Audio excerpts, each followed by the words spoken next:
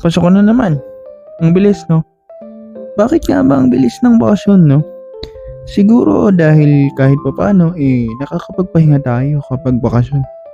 Siguro masyado nating nai-enjoy yung pahinga, yung bakasyon, yung walang ginagawa. Kaya, mabilis lumipas yung oras. Pero maiba tayo. Naalala niyo pa ba yung pinakaunang-unang araw niyo sa school? Mama, bili mo ako ng bag na yun, oh. Hindi na, may pagka na sa bahay. Tara na, uwi na tayo. Meron ding mga araw na akala mo pag first day of school, maswerte ka. Pero,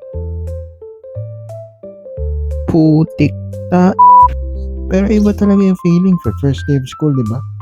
Natatandaan niyo ba yung mga gamit na ginagamit natin dati? Itong matabang lapis. Naalala niyo pa ba yung mga gamit na yan? Yan yung mga uso dati nung nag-kinder ako. Pati yung mga notebook na may 3 linyang kulay blue. At itong mga bag na to. Ito kasi yung uso dati. Kaya halos lahat kaming magkakaklase. Ito lahat ang gamit. Pag first day din, dyan ka makakita ng mga batang umiiyak kasi ayaw magpaiwan sa school. Pero hindi naman lahat ganyan. May mga bata rin na agad makulit na. Maniligalig. Mga bibo. Ito yung mga bata na hindi mapirmi sa isang lugar. Pero hindi naman lahat ganyan. Meron ding mga bata na sobrang tahimik lang. Yung mga bata na parang hindi makakabasag ng pinggan. Dito mo na talaga matututunan kung paano talaga makipagkilala. Anong pangalan mo? Marami ka talagang makikilala sa school. At hindi mo rin maiwasan na makakilala ka ng bully. Pero yung mga bully na yan, pag inasar mo wala namang palag. Hehehe.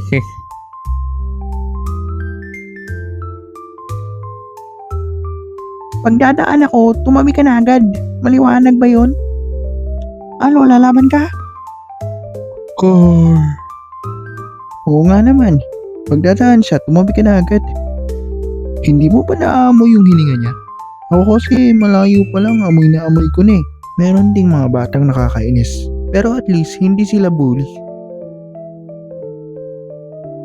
Uy bata, alam mo ba? Lahat ng tinuturo ni teacher, alam ko na yun lahat. Kaya hindi ko na kailangan makinig. Halata namang ako ang pinakamatalino sa ating lahat dito eh. Kaya pag may problema ka, may hindi ka maintindihan, ako nang bahala sa iyo. Maliwanag? Ganun ba? Ayos yun. Sige, gagawin ko yan. Pwede makinig na tayo ulit. Tsaka, pwede bang umayo ka sa akin na konti? Baka hindi ko mapigilan, mapigwasan kita. May sinasabi ka? Wala, no?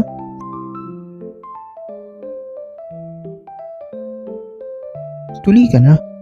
Ano? Eto, naalala nyo. Ito yung sign na matalino ka. Kasi pag mayroon ka niyan, laging tama yung sagot mo kay teacher. Kaya kami dati, madalas magpadamihan yan.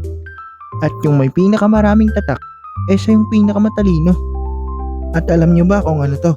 Ewan ko ba kung bakit, pero kami ng mga kaklase ko, ganyan lagi yung madalas na baon na inumin. Kahit anong biskwit ang i-partner mo dyan, pwede na yan, palag-palag na.